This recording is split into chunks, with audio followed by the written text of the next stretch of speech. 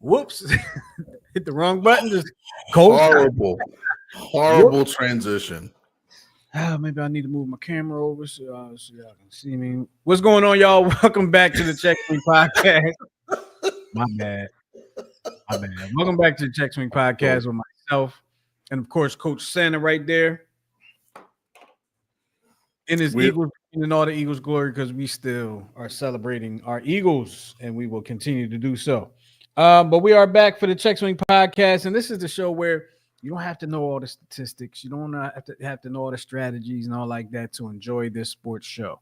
We bring you in, we have some fun, we talk some strategies that you can really learn something from, and then we send you on your way, and you can go back and do what you originally planned on doing. That wasn't as important as watching us. But before we get into the show, I gotta ask my folks how they been. So Miguel, Coach Santa, how you been? Sir, I feel well rested.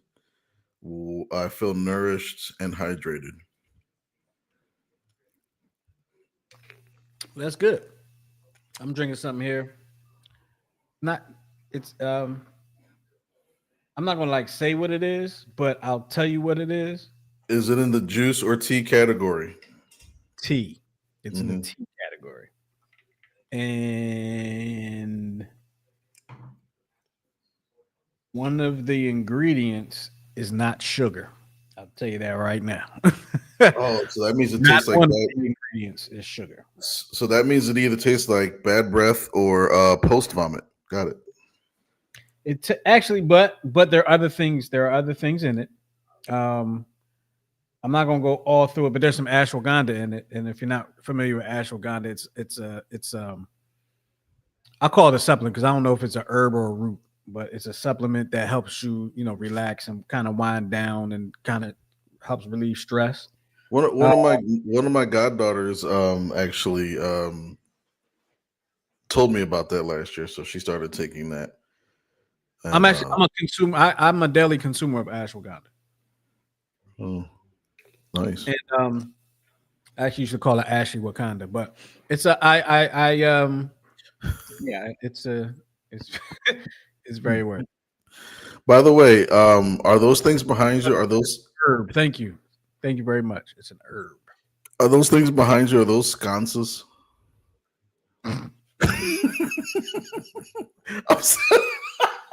Dude, it was the first thing I noticed when you turned your camera on. I'm like, those are sconces. Yes, they are sconces. I have no idea what made you want to mention them because they've been up there for months. They have not. No, they haven't. Have they? They have. Actually, you mentioned them the first show when I had them. The first show we did after I put them up, but only because I mentioned them to you, and then you said something about them. And Rob was on. You said something about something with his sconces. Because I'm thinking about no other mention of it, and then all out of the blue, you're like, "Are those sconces?" Because they look like little. The way they're designed, they look like little mini like map hurricanes. They're pretty cool. Yes, you're absolutely right. Now I'm looking at it. Yeah, they do. Yeah, like you're providing a flurry or a storm of sports. I am, as well as relationship advice on Sunday nights. Absolutely. Absolutely. With your Welcome to the Check Swing Podcast, y'all. We got a lot of things to talk about. We got some big dummies for you. We got some wild plays, some videos to show you. We're having fun. Miguel said he's stumping me today, and he said there's no way I'm getting it. No way. That means I'm gonna get it. Actually, no, I don't. And some stories. Shannon Sharp's in the news. Cam Jurgens. If you don't know who Cam Jurgens is, you're probably not an Eagles fan. AJ Brown. If you don't know who AJ Brown is, you're probably not a football fan. It's okay. And Aaron Nola. We're gonna start off with Aaron Nola, Miguel. We're gonna start off with Aaron Nola. Is that all right with you? That's I might as well. Well, I'm looking at your tagline under there, and it says trade Nola. And I know you're not talking about New Orleans, Louisiana. You're talking about Aaron Nola. Now, here, here lies the problem. As usual, ain't nobody trading for him right now. Ain't gonna happen. Somebody always needs a mid-level pitcher. Here's the thing: he's primed for a trade, change of scenery, a little bit older, been in the same system. You know, he could be one of those players that he can go to like Cleveland or something, and then all of a sudden change his career around. But I definitely So let me let me combat what you're saying by saying this. Saying someone always needs a mid-level pitcher, right? Mhm. And you're kind of saying he can probably fill that void, basically, is what you're saying. Mm-hmm. We need a mid-level pitcher. Well, We need one right now. here's the thing though, Us. which is true. But hey, here's the thing. All right, we got Wheeler, who is going through his normal, up and down in the beginning of the season. He usually gets going by June. Christopher So Sanchez is just to be fair, so there's Nola. no, Nola is what we always thought he was. Nola is a number 5 starter, mid reliever on a top tier team. And it's I can't argue with that right now because he's 0-5. He hasn't had a win yet. I can't argue with that. But here's the other thing that's like the aha moment. He only pitches in warm weather. That doesn't help you in the postseason. That's why I was saying Mm-hmm. June he'll be better. That's the expectation. But we need him to be good now and in October. Everybody to be good now. Absolutely. We need everybody to be good now. And anybody that would want to trade for him would need him to be good now, probably. Exactly. Because I can't imagine them trading to the Phillies somebody that is good right now for somebody that's not. But with that being the case, excuse me, your brother says trade him to the Dodgers. Dodgers ain't dealing with that. Why would they want him? I mean, if they want to offload some salary, because they're still trying to figure out how the hell they're going to pay Otani the $3 billion that they owe him the last year of his contract. They are not going to figure that out with this year's salary. They're not. They're really not. That's going to. So the Dodgers are going to have to, because just so we can explain for the people that may not know, Shohei Otani has got like one of the richest contracts or the richest contract in baseball. However, the Dodgers are not like currently paying on that contract. A lot of his contract money is deferred, which means they don't have to pay it all right now. They'll be paying him well into his retirement. Okay. It might be worse than the Bobby Bonilla. It will. So it could be if they decide to kick the can down the road and like renegotiate and it can very well be worse than Bob. It probably will be worse than Bobby Bonilla, but it already paid off better than Bobby Bonilla because they got a World Series. Touche. So while we kind of laugh at the Mets for continuing to pay Bobby Bonilla and they didn't really get anything from it. They didn't. But I got a World Series in their first season of it. So if they don't win another one, though, we might be able to look at them and say, well, was it really worth it? But all right. But you know what's funny? I know the Mets get crapped on because they deserve it. But they aren't the only team that are still paying Bobby Bonilla. Oh, really? So I know other teams are paying other people. I didn't know Bobby Bonilla was getting paid by another team.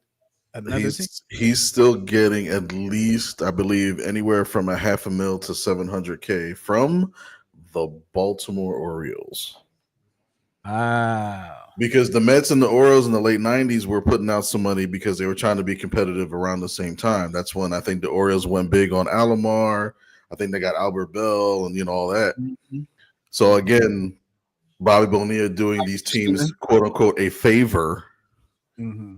Yep. So he's still getting paid by the Orioles at the same time. So How about that? How about let me adjust my camera a little bit, y'all. I'm sorry. I can't see your sconces. I can't see your sconces. You don't need them. You know what? Hold on. Let me do this because I know people that will look at your background and pick things. So let me get this. Hold on.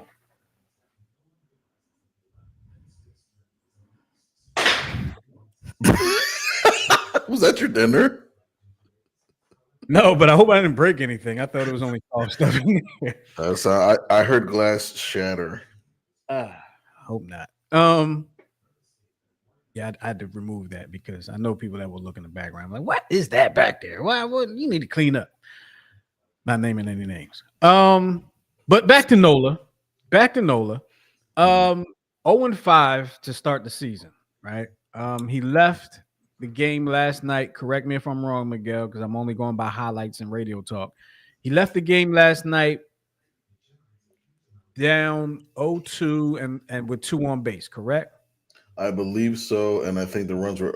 I believe all 5 runs were charged to him. So They, let they were they were not. they were not okay, but the last night's start was probably his best start of the year. I'll give him that. It's getting warmer. I Okay. give him that. But there's still a concern, and it's a concern with a couple of pitchers between him, the new closer Jordan Romano. His velo's down, and that's always a telltale sign. And he was never really like the power pitcher type, because he throws 2 seams and 4 seams, and he has that curveball sweeper that they call now. And but his changeup is his out pitch. But when your fastball and your changeup start getting a little bit closer together speed wise, you and I both know as coaches that's not a great combination. They're just going to be sitting on it, and I think that's what's been happening at least through the first 5 starts. Yeah, so last night, just to kind of clear it up, I believe what happened was he gave up 2 runs during the game, and then when he came, the inning that he came out, he had 2 guys on base that were accounted to him. The pitcher that came in for him gave up a home run. So of course, those 2 runs that were on base go towards Nola's ERA. And correct me if I'm wrong, the guy that hit the home run will be to that pitcher, to the relief pitcher's ERA, right, Miguel? Yeah. Okay, so he was responsible for he was responsible for 4 of the 5 runs last night. Unfortunately for him, 2 of those runs came in, and he couldn't do anything about it. But that's what happens when your bullpen is really slumping right now. You want to give up? I mean, you want to trade Nola. I've been saying this for I'm with years. you on it. I would. I mean, but unfortunately for us, it's not a video game thing where we could just kind of bamboozle somebody, um, bamboozle the computer. But yeah, I mean, he's getting a lot of money, and he's getting a lot of money for a lack of production. And I don't like going into the pockets. I don't like taking that route. People that do, more power to you.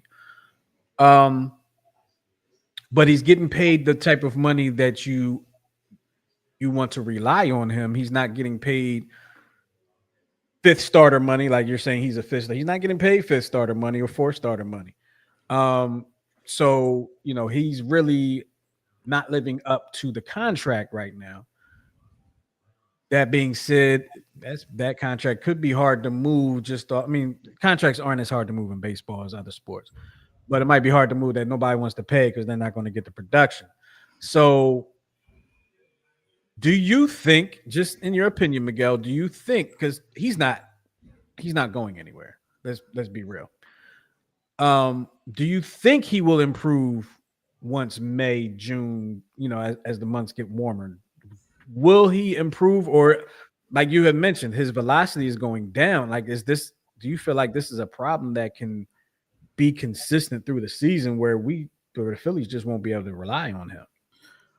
the velo down is a different issue than he's had in the past. Usually, it's he's hanging curveballs and he's missing high in the zone with his changeups. Usually, that's the case in the beginning of the seasons. But the lower velo is a bit of a concern. That's usually a tell of something amiss physically. Um, it could be a mechanical thing, but that is a bit, that's a bit concerning. But I think he's going to do what he normally does. It, it's like when you look at the roster and you look, all right, you know what Bryce Harper is. You know that he's clutch in certain moments. You know that he's streaky. Um, I, Much last I night. I will say Schwarber is now like I think he's hitting like 260, 270, which is way better than he's been hitting before because he's not batting leadoff anymore. Um, Trey Turner's a bit of a conundrum. Castellanos are starting to, to come up on fire. This is a crossroads now. Like at this point, you know what you're almost close to the point where you know what you're having, what you're going to get from everybody, and now you have to make that decision of is it enough to get you over the top, and how much are you willing to settle? And I think you're settling with Nola. You know what he is. I think this is the first season that he wasn't the opening day starter. It's like it took them 6 years to figure that out. And this was the first year where he wasn't the one or the two starter. Now he's like 3 or 4. But I really think that if they're smart about it, as because he's turning into basically, it's funny because Taiwan Walker is now like reliable, again. I think his first 3 or 4 starts, he's going 5-6 innings. His pitch count is relatively low, but he's not giving up runs. He's pitching Except ground. that one He inning. right. He's pitching the contact. He's not pitching outside of himself about like what he is. And but like they did with him, they I have a great so question. like they did with Taiwan Walker, they put him in the bullpen in the playoffs the last 2 years, right? And I think with a rotation of for the play for Yeah, yeah. No, no, they didn't. was the year before against Arizona, right? Taiwan Walker, because he didn't pitch in the playoffs either last year or the year Last two before. years he didn't pitch in the playoffs. Right, he was off the playoff roster. That's what I mean. He was So he was on the roster. He just didn't. he just shouldn't pitch, right? And I think they were thinking about pitching him against Arizona the one year, and then they did like a simulated bullpen, and they didn't like what they saw. They just never, but they just kept throwing freaking Kimbrel out there for some damn reason. But with the rotation of, you may not need Nola come playoff time, because if Wheeler keeps being Wheeler, Sanchez keeps being Sanchez, and Luzardo pitching out of his mind right now, you really only need one, maybe 2 more starters. Because I mean, in the playoffs, let's face it, you're only going to need 3, maybe 4 starters. Everyone else is going to be in the bullpen, and that doesn't account for Ranger Suarez getting ready to come back from injury. That's He's the question I wanted to ask you. That's the question I wanted to ask you. What do you do with Ranger when he comes back? Being that Taiwan Walker is starting off decent and Aaron Nola is not, and knowing what you know about all three of them, knowing that Nola probably gets better, knowing that you can't really be sure right now about Taiwan Walker, and knowing that you may not be able to be sure about Ranger right now. I mean, I don't know. Maybe trade 2 out of the 3, and then the third one go to the bullpen. Hold on. I'm being realistic. Hold on, because that's not what I was asking. I mean, it is, but it's not. So I meant as a manager, what are you doing with them in the rotation? Why? I didn't mean. I know your answer is always trading somebody. I know that. I've known you long enough to know that your answer is always to trade somebody. Okay. You know what? You know what these I players meant are. strategically, what are you doing with those guys? See, and you know I've always coached this way. I go with the hot hand, right? Right Mhm. now, if Taiwan Walker is still moving and he's still grooving, you don't want to like mess that up. And sometimes going from being a starter to the bullpen can really mess up a pitcher's chemistry. You know what I mean? Mhm. Um, but the only I guess logical thing would be to go with the original plan you had with the season because you actually had Walker as your innings guy. And right now, the bullpen is in such disarray, you may need him to pitch on multiple days. You know what I mean? So I Him with think, Walker. yeah, or you can go with a 6-man rotation because there's there are quite a few teams that will do that, especially in the beginning of the season because they ain't got nothing to lose. And it's not like they pitch pitchers to win 20 games anymore. So you may maybe go with a 6-man rotation, bring Suarez back because he's a starter. I think he's proven enough in the big leagues to stay as a starter. And then see if Taiwan could be like your sixth starter / innings eater guy. You know what I mean? So not a bad idea. Um, I would be a little nervous about having a 6-man rotation just on the simple fact of the what am I trying to say? The days. I mean, it messes up your day. The days Routine off. of like Yeah. guys like Wheeler, Hmm. used to going every whatever day. Christian Sanchez used to going every whatever day it may be, fourth or fifth day. You kind of add an extra day to that, which would be good. I mean, when you think about it, but we both know that with baseball, routine is very very big. Um, Which is true, but I mean, but you could also put Suarez back in the bullpen that's because why he has a history of being able to adjust. He started off as a bullpen guy. He was a Mhm. closer at one point for a short amount of time. And just like with Sosa, like he now you can put him in the outfield, so you have options there. You know what I mean? So I So think you have. go ahead, go ahead. No, no, I was gonna say so. You want to put play if there's any players now that you can stretch out and play multiple positions or in multiple situations. Now's the time to do it because Orion is blowing saves and Jordan Romano is like stinking up the joint. So right now the only bullpen guys you really can trust right now are what Strom and Alvarado. Alvarado makes me nervous. I mean, he's been trustworthy. He makes me nervous. He But he he's he, your he gonna put you on the roller coaster. yeah, he's gonna load the bases and strike out three. That's what closers in most cases do. So as long as he can stay clutch, that's all that matters. But you got to know that he's going to blow some saves until you can figure out how to preserve him for the I need playoffs. my closers to not blow some saves. I'm spoiled. Bradley spoiled me. I need my closers to not blow some saves. I need them to not be. Never mind. I'm not even gonna say that name. But yeah, I would go with Ranger Suarez to the bullpen, long relief. Um, when you have situations where like Nola's giving up early home runs, and you gotta get somebody up. Taiwan Walker, even though he's an innings eater, maybe if he gets into some trouble, you can get Ranger in there, or even split somebody. I mean, this is kind of, I'm like, I think outside the box sometimes. I know pros don't do this. Split starts where you have a Taiwan Walker, Ranger Suarez. Taiwan goes first 3-4 innings. Suarez goes the next 3-4 innings, and then you go to your bullpen.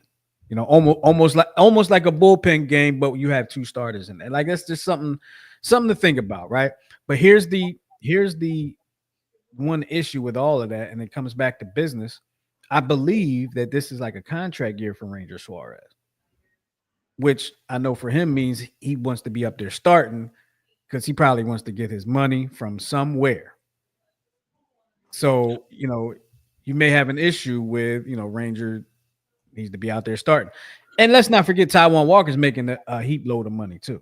He's also making a heap load of money. So, and we've seen him coming out the bullpen was really not an option because he starts slow or he has started slow, and him coming out the bullpen, you need your bullpen guys to come out hot. But we haven't really seen. Have we really seen him brought out of the bullpen though? Like twice, I want to say it was either last year or 2 years ago. He came out the bullpen twice. It was bad. It was not good Right. because he's a slow starter, and you coming in the fifth inning, sixth inning, you can't afford to be slow starting. Yeah. You got to be out there ready to shut it down. Yeah, and That's to what answer your question about Suarez, yeah, so it was his last arbitration year was voided, and they just wound up paying him 8.8 million. So he will become a free agent after this year. And as a business, he's going to want to be up there, spotlight on him. Let me show you what I can do. Let me show the whole league what I can do because I'm looking to get paid. So you're going to have that aspect there. So, that's definitely going to be a situation to look at. It's going to be an interesting situation to watch. I'm very interested in my thought of the split start. But you got to have Taiwan Walker pitch first because you can't have him come in halfway through a game and start slow. We owe Taiwan Walker 18 million for this year and 18 million for next year. So he's under contract he's at free agent after next year. Right, but we have him on. You have him. I mean, you could potentially eat a year of the money and then split the second year if you want to trade him. Here is Miguel. One thing I forgot about. There's been talk about Andrew Painter. Mm-hmm. But now you're talking about potentially a seventh starter. Hence why, if you have of the three starters, that's why I'm going trade, because at some point you're going to have to go younger. Taiwan is up in years. He'll be 33 at the end of the contract, which isn't old, but it's worn. Walker's getting up there in years. And again, Nola's the only person I think you trade and get something back, because there's going to be some team. You trade them to like a Kansas City or a Pittsburgh where their owners are cheap. I feel like a mid-level prospect for Nola right now. Yeah, like you know what I mean, like mid to low level. Yeah, an outfielder, somebody that we never see in the bigs. Right, but I just think Nola is he has shown what he is for the last 5 or 6 years. He is what he is. Mm-hmm. Come playoff time, it's going to be the hanging curveball, upper deck. People didn't like when Ben Simmons said that, though. I am what I am. He got killed for that. Killed him in the media for that. But Nola is what he is. And we have to take the lessons we learned from Ben Simmons and know when somebody is what they are what they is. Let's go ahead and move on. Is you is or is you ain't. Exactly. So we can probably do these next 1, 2, 3 as a quick pitch. I'm gonna do it as a quick. Sure. So I'll let you do. You know what? We saw the same article. So go ahead and I just realized that it's the same one that I was just looking at earlier. It might be a different article, but same source. Shannon Sharp. You know what? You know what I wanted to do? I wanted to play like Dr. Umar, because his response is like, "Stop messing with the snow bunnies." So Shannon Sharp, as we know, I'm gonna let you go, but Shannon Sharp, as we know, Hall of Fame football player, ESPN personality now, was a Fox Sports One personality. He's been on several NFL related shows. Now has his own media company, Shay Shay Media, actually applied. Um, and he he has a podcast or an interview platform. I don't know if you would call it a podcast or not at this point, but it's an interview platform. And Cat Williams was a guest on his platform one time last year, and he blew up. I mean, we already knew who Shannon Sharp was, right? We already knew, but that interview with Cat Williams made everybody pay attention to his interviews from that point forward, right? So on that, Miguel, what what the problem is now? Should I put up the thing you have? I mean, that's what started it. So, so apparently, there, Mr. Shay Shay has been involved in um, consensual sexual relationship with a young lady who's an OnlyFans model, OF model. And You call it now OF. I mean, facts are facts. I don't No, shoot the I didn't messenger. know. I didn't Yeah, know. yeah. She's an OnlyFans model. Okay. Um, I just need to so know that because if I ever hear somebody say an OF model, I need to yeah, it's starting to know. become a trend. Yeah, you hear that a lot. OF. Yeah. Okay. Um, I'm old and I don't go out much, so you know. I hear you. I hear you. But so apparently they're into like I guess rough stuff.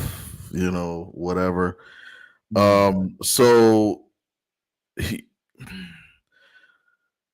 the OF model lawyered up instead of going to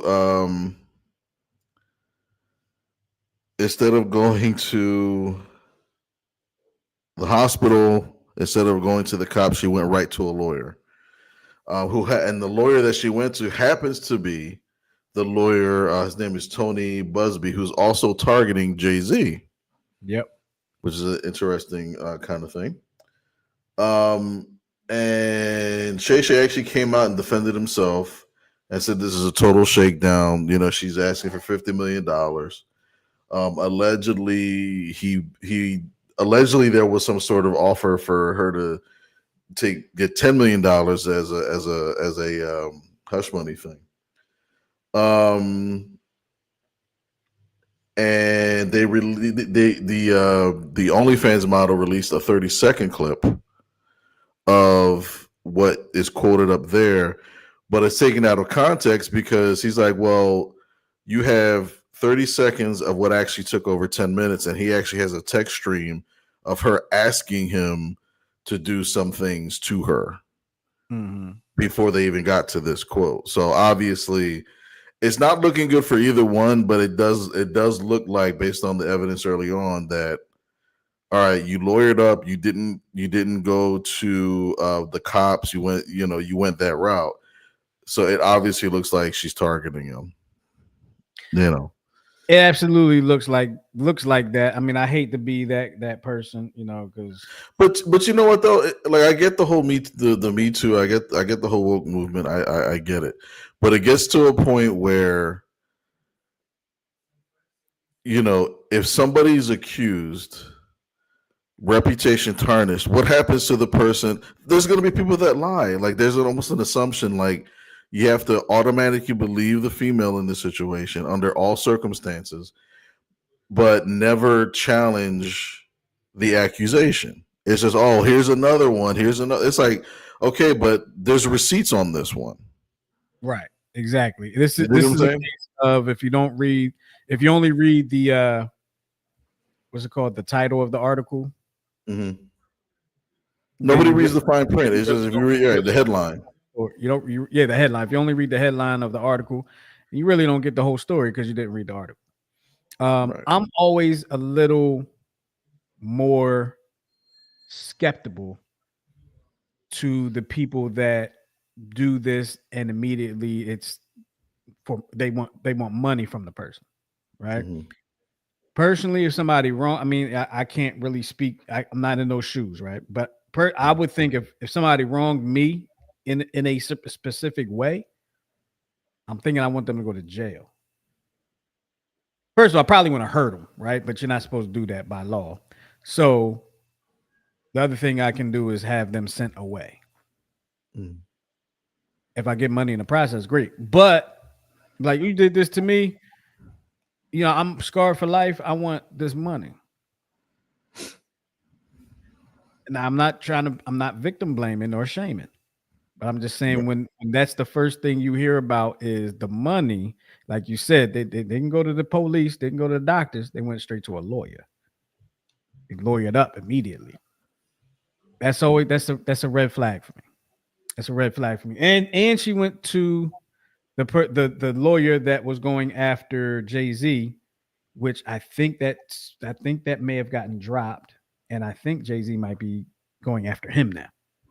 Well, Jay Z So, did say he did publicly say he was going to go after him because it was a hit job. So so that kind of messes up the credibility in a sense. It messes up the credibility when your lawyer is now getting sued in a sense from somebody that he was trying to go after for a client. But uh this one was more, I guess it's more of a topic because this definitely wasn't a quick pitch. But it is what it is, man. I mean, Shannon Sharp is a very popular figure these days. He is one of those people that is captivating right now. He's in his moment. So he's going to be discussed. Hope everything works out well and things go the way they're supposed to go for that situation. AJ Brown, Philadelphia Eagles wide receiver, AJ Brown, Super Bowl champion. His car got stolen in Jersey. But it got stolen. It was like 4 o'clock in the morning. They said, I heard on the news. It was like 4 o'clock in the morning. It got stolen. Now, here's the thing about it to me, Miguel. I had just read an article the day before this happened about he still drives his like Honda Accord or something like that. So when I heard what was stolen, I was like, wait a minute, I thought he drove a Honda Accord. But I don't have professional athlete money. I didn't think, multiple vehicles, But either way, I'm sure he wishes that he probably was driving the Honda Accord at the time. But that is a bad feeling to have your vehicle stolen and like knowing that somebody was in your vehicle and you got it back, but like knowing that somebody was in your vehicle. That's a bad feeling. see, but it's funny because this could have been a candidate for the big dummy for this very reason. Can you play the video that shows like the cars? This is how he was caught. I don't see one with cars. It's labeled vid 20250422. Okay, gotcha. Reveals how Camden County Police were able to locate A.J. Brown's black Mercedes this morning in Camden near the corner of Lewis and Morton Street. The suspect, identified as 25-year-old Louis Segarra, seen here in this surveillance video, made it very easy for police. He parked the vehicle just feet away from where Camden County police officers were already stationed to monitor a local construction site.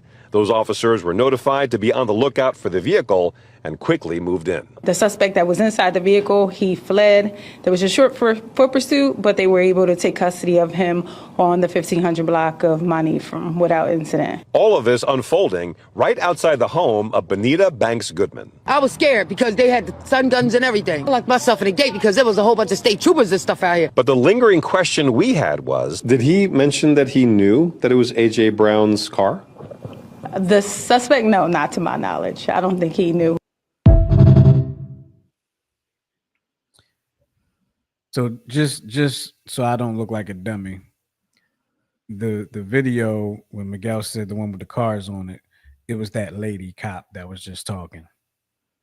I know when the video started, there was a bunch of cars that made me look stupid. No. Yeah, you're right. And I forget that the videos they show up different on each of our ends. So my apologies for. No worries, no worries. Your brother had a mention, had a comment, excuse me, about when we were talking about Shannon Sharp. He said that Dave Chappelle did a skit on his show years ago where NDA had to be signed right before. Yeah, he did. I remember that skit. And I'm not gonna go into details, but I can remember, I'll just say, conversation where we discussed not, it wasn't necessarily NDA, but it was like, all right, this is the point where it's like, if you're going to go down this road, this is how you're going to tell me you want to go down this road. Once you tell me you're going down this road, you want to go down this road, we going down the road. I'm just gonna say it like that. Just put it there. Your brother also says, I was going to say your brother. You want to read this? It's your brother. You want to read that? He says Shannon Sharp is a target, and with his show doing what it is doing, he can no longer get into the relationships like these. Find you someone and work it out. Yeah,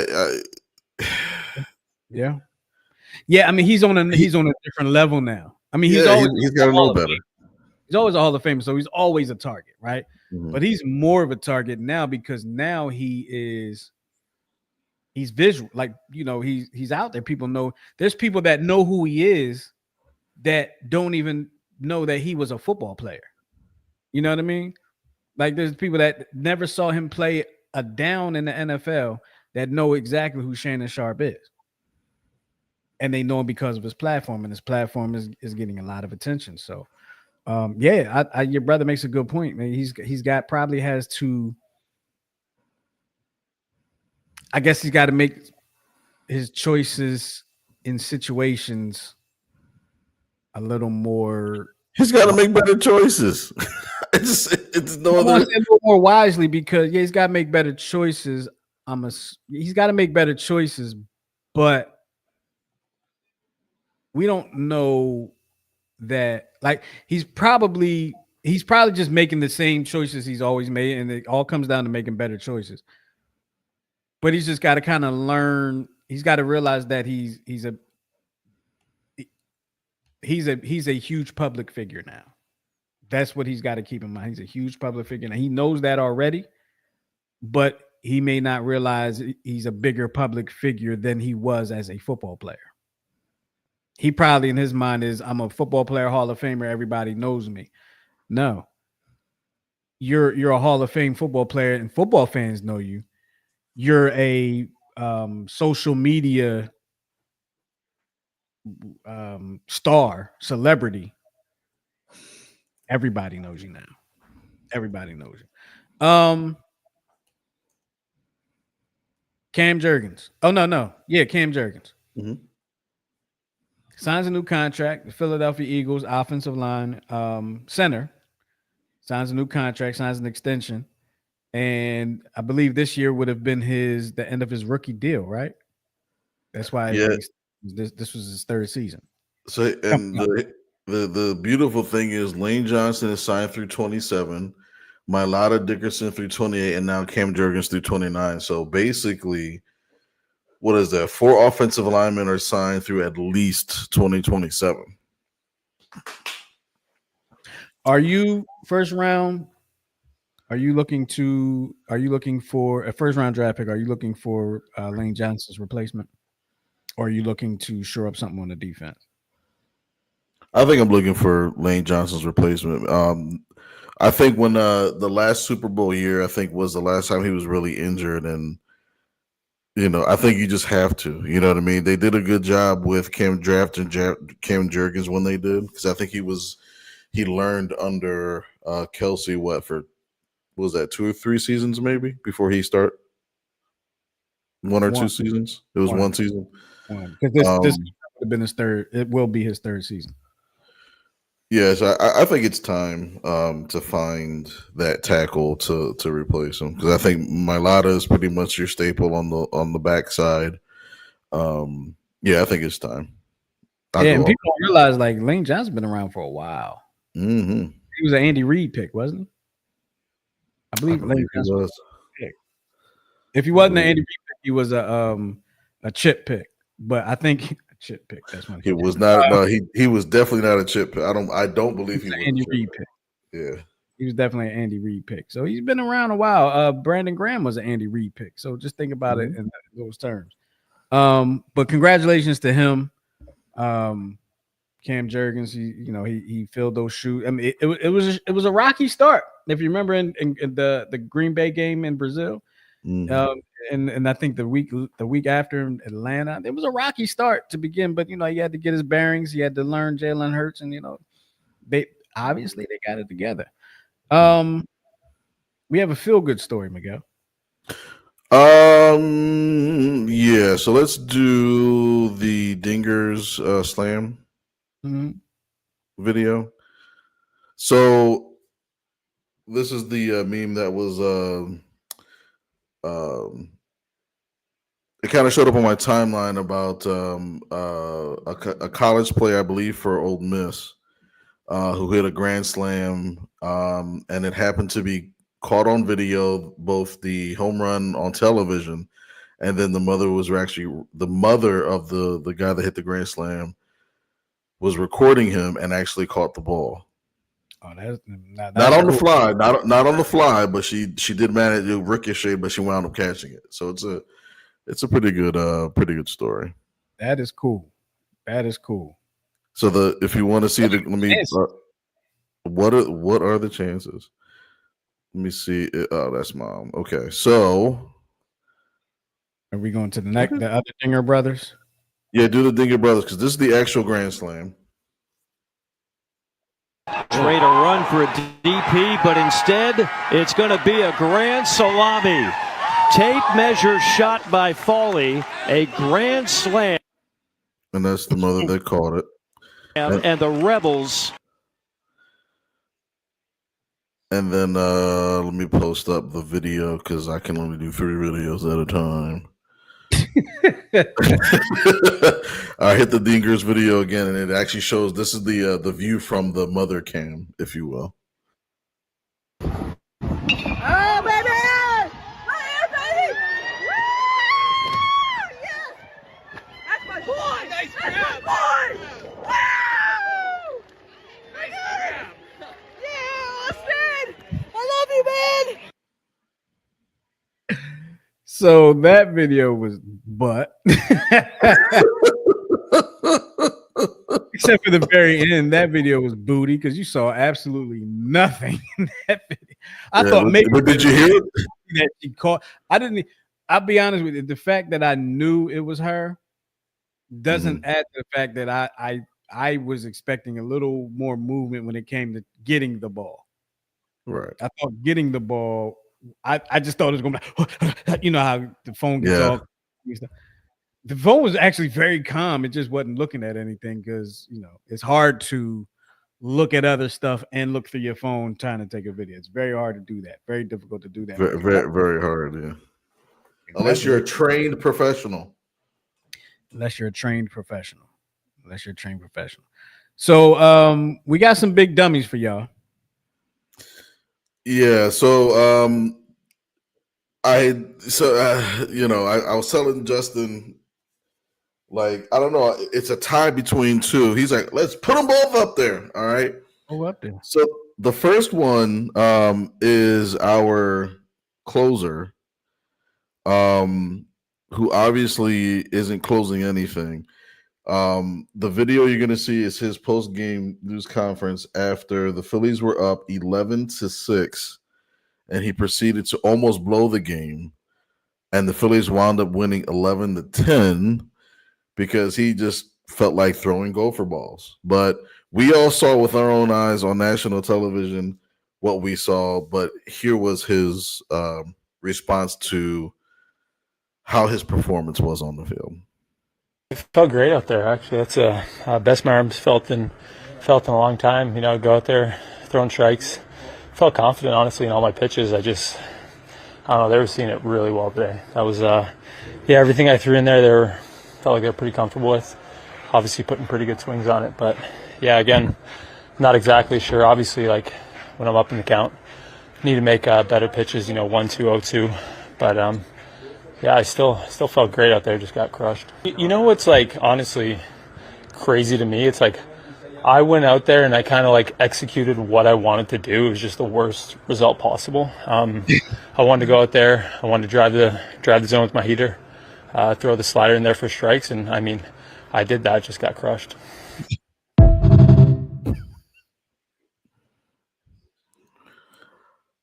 I know that wasn't supposed to be funny, right? But he's hold on. Let me just do this real quick. He starts off by talking about how great he felt. Yeah. Felt great. He felt great. And maybe he did. Maybe he did feel great. Results weren't great, right? But then he said they were just seeing it really well today. And very subtly, he's like, yeah, and they happen to hit it a little bit. It's like a little bit. 3 home runs? Miguel, this is the first time in my life. Now, I'm not saying this never happened because it probably has. It's the first time in my life I actually heard a pitcher say they were seeing it really well today. What is that? I've heard batters say, I was just seeing it very well today. He said they were seeing it very well today, which was, I guess, obvious because they were El Kabonging the ball. Mm-hmm. But I'm just, and then he said, I did everything I wanted to do. It just was the worst result possible. I'm thinking you should probably change your strategy up then, because before that series started, people were referring to the Miami Marlins as a AA team or AAA team, and the Phillies as a team, they were. I'll tell you what. The game was on Saturday. I was announcing a track meet Saturday, but I had the game on my iPad in the booth. And I was looking at it, I had it on, and it was like 10-4. I was like, all right, well, I don't really need to pay attention to this no more. And then I looked again, it was 10-9. I was like, what happened? And then my iPad died, and I found out that they won 11-10 or whatever. And I was just, I had no idea what happened, and I heard, Romano and all like that. But back to Romano, what he was saying, he says it's crazy. Like it's funny because he's saying all these good things, but then it's like he's saying basically what he's telling us is he was great, but what he has is not good enough.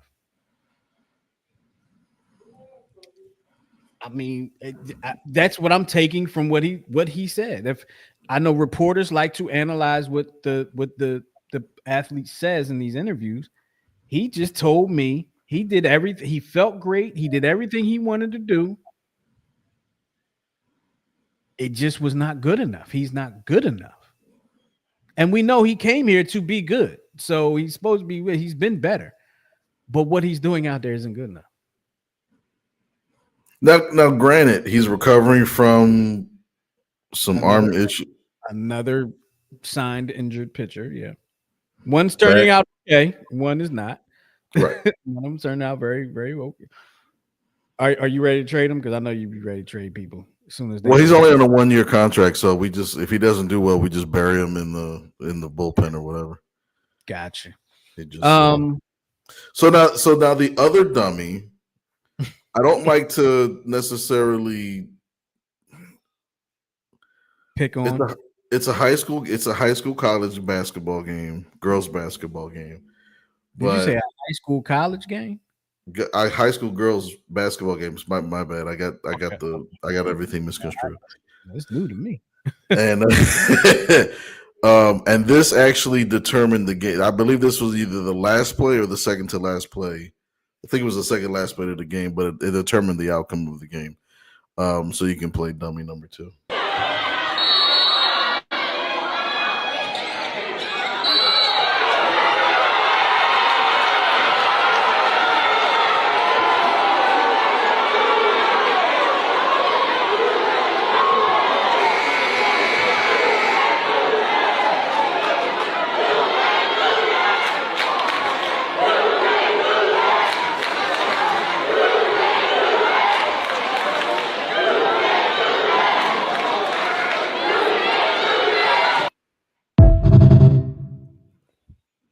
I see you.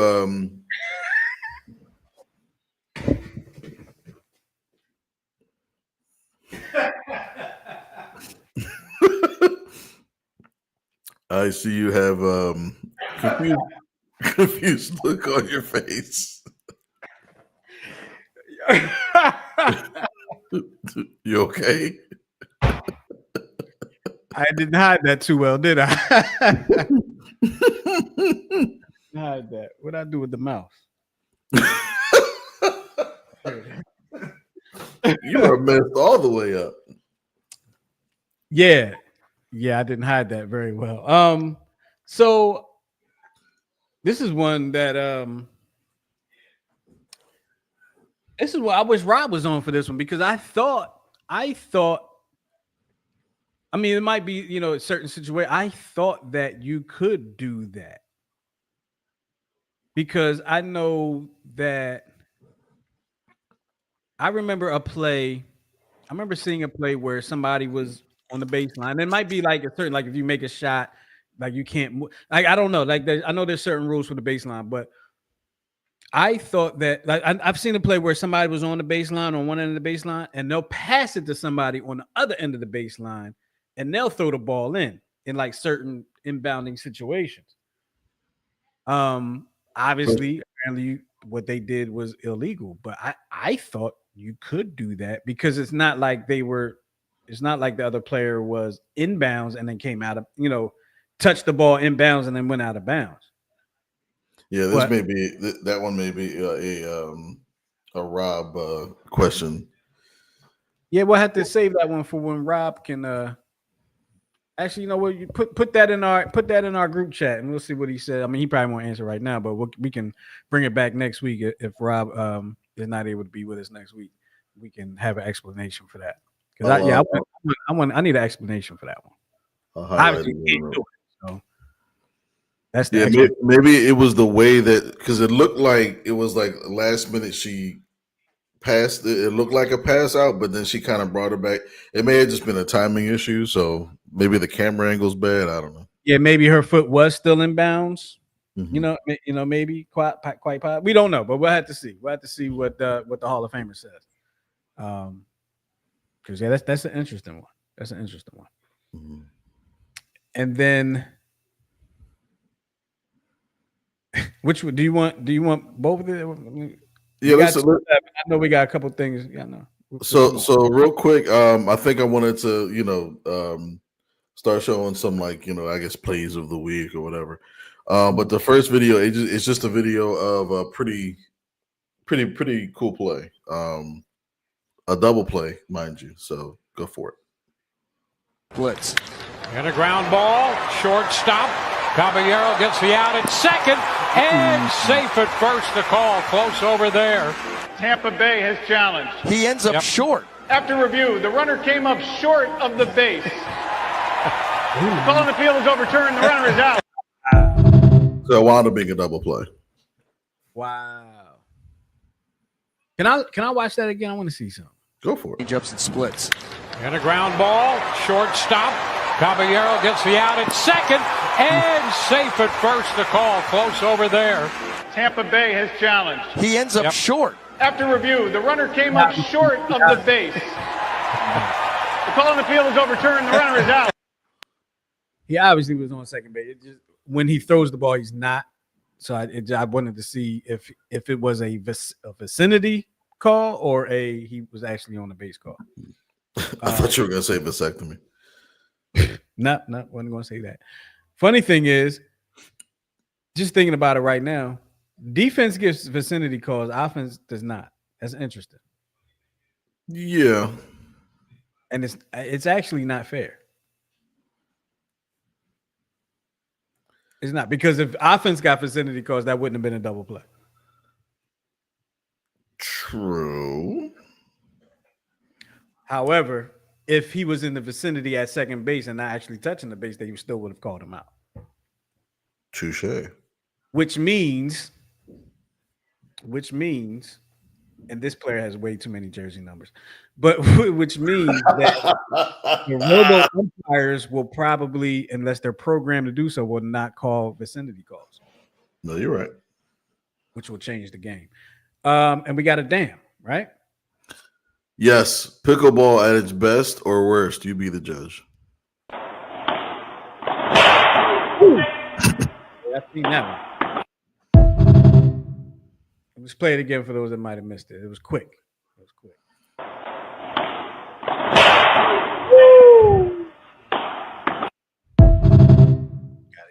You can't be in people's way in pickleball, man. People take pickleball very seriously. I want to play. Actually, my cousin plays pickleball down in North Carolina, and her and her fiance they play. And I want to. It's like, to me, it's like a big ping pong, and I love ping pong. I love ping pong. I wish I was able to play it competitively to the point where I could play in the Olympics. May not be too late. Just gotta get a ping pong table and a good ping pong paddle, like Forrest Gump, ping pong paddle. And somebody to play with and against and teach me how to actually play correctly with the spins and the spin back. All right, so time has come for Miguel to stump me. Okay, so let's see what we got here. Rolaids relief. Okay, two-time. So he has that many damn jerseys and a two-time All-Star, which means this guy probably just made it by default a couple times. Maybe Rolaids relief. I have no idea what that is. That's a relief pitcher reward. Relief pitcher award, yeah. So apparently it had to deal with a gastric control medication, but yeah. Relief pitcher that was a two-time All-Star and played for 972 teams. So okay, so we got. So hold on. It is a little bit unfair because for whatever reason, at least you admit it. It's a little unfair for the simple fact that for whatever reason, 3 of the teams he had 2 different jersey numbers. Don't know why he kept doing that, but apparently, I guess it was a thing. And he wore the number 94 at some point too. Correct. Who does that? All right. All right, give me the teams because I'm trying to guess. I mean, Pittsburgh, Philadelphia, Seattle. Yes. Colorado. Mm-hmm. Houston. No. Baltimore. Washington. Cleveland. Okay, that was going to be my other guess would be Cleveland if it wasn't Washington. Tampa Bay. No, the team that you thought was Yankees. The team that you thought was the Astros was San Francisco. So San Francisco, Baltimore, Cleveland. So yes, you said them all. Now I'm gonna put them in order for you. Okay, these are the order from the first team that he played with to the last team. Okay. Baltimore, Cleveland, Seattle, San Francisco, Philadelphia, Colorado, Pittsburgh.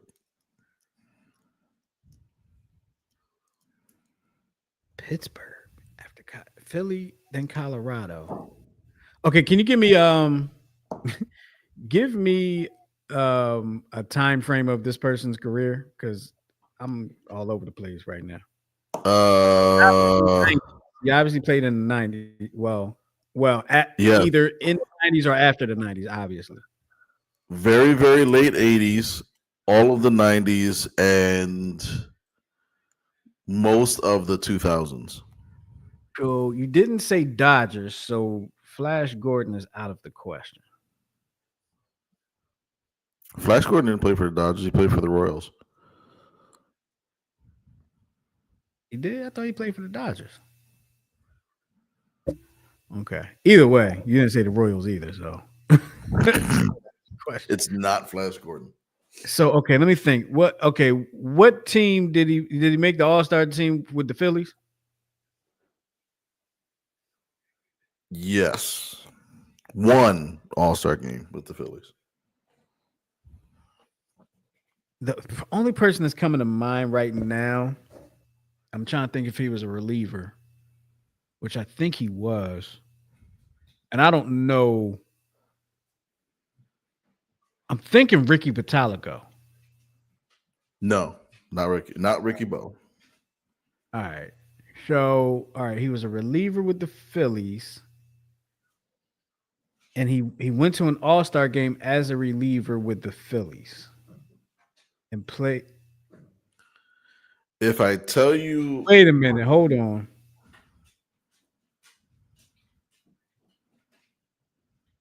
Go ahead. What were you about to say? If you tell me what? Nope, go ahead. You gotta say it with your chest. I'm saying if you tell me, I'm gonna be mad. No, Jose Mesa was last week. Say that again. I was telling your brother Jose Mesa was last week. Was it last week? Or 2 weeks ago, something like that. I didn't do Jose Mesa, did I? Yeah. Oh, because that was I did not do Jose Mesa. Your table, you did. No, I didn't. It was like 2 weeks ago. You did. It was the one I guessed him almost right away because I said we talked about him the week before. That was a different. I thought it was a different person. And I should have left the comments down. Yeah, I'm going to look. I'm pretty almost 99% sure. All right, so I got to come at it different next week then. Because we discussed him. Because I said Joe Table, and you're like, huh? And I said Jose Mesa, and then you put it on there. All right, gotcha. Actually, was that the one I got like real hype on? Actually, might be the one I got real hype on. I gotta look at the videotape. Shit, we gotta look at the footage. I gotta see the film. But thank you to your brother for getting that because I wasn't going to guess it because I know we had him just a couple weeks ago. Gotcha. I started to say it, but I was like, we just had him, so no. But I didn't know he wore number 4 though. God darn. Sheesh. You wasn't planning on making that team, was you, Joe? Jose Mesa. All right, well, look, we're gonna get up out of here. We appreciate y'all hanging with us here on the Check Swing Podcast yet another Tuesday. When we get off of here, I'm gonna check the score, see what the Phillies did. But any last words before we get out here, Miguel? Well, I'm going to leave you with something a little lighthearted so you can enjoy. Oh, yeah, go ahead. And then I do have something. Okay, here we go. One last thing for y'all. Hold on. Wait a minute. It might actually match what you're going to put up, but go ahead.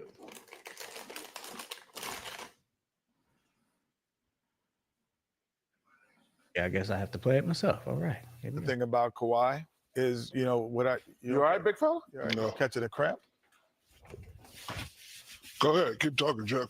Yeah, we're on TV. I know what we're doing. Go ahead. Yeah, that's that olive oil you've been drinking. I know. Hey, take some matches with you. Hey, listen, he couldn't hold it. He can't hold it. After 40, he can't hold it. That's a first. He can't hold it. Unless.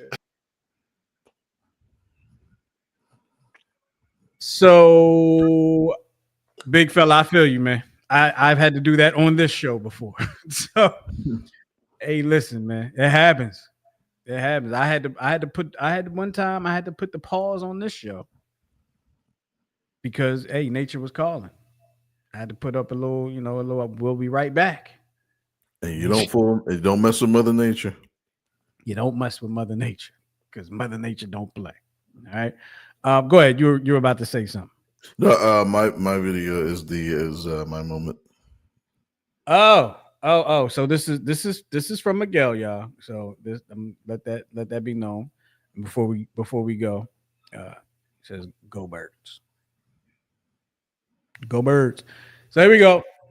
Actually, I forget. This is one of the ones I wanted to add. But Bumgarner and Marshall for at least 4 outings with. I'm sorry.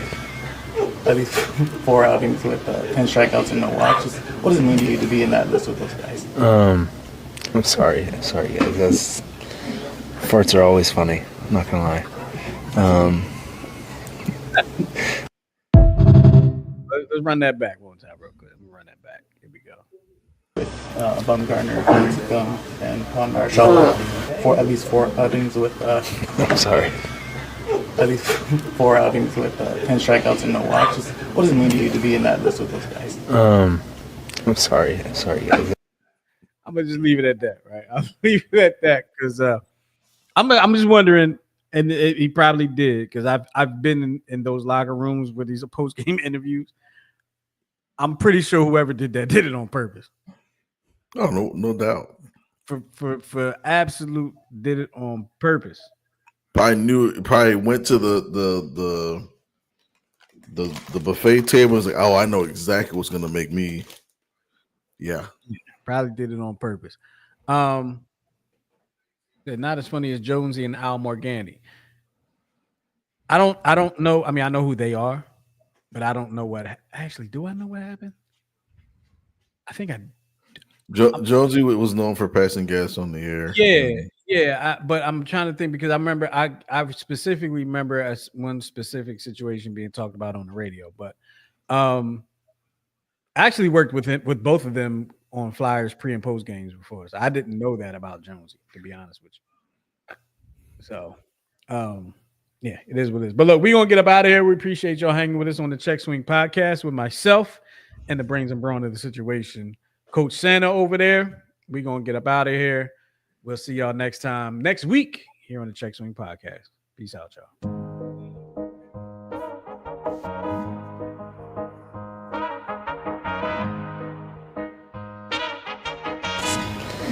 Farts are always funny.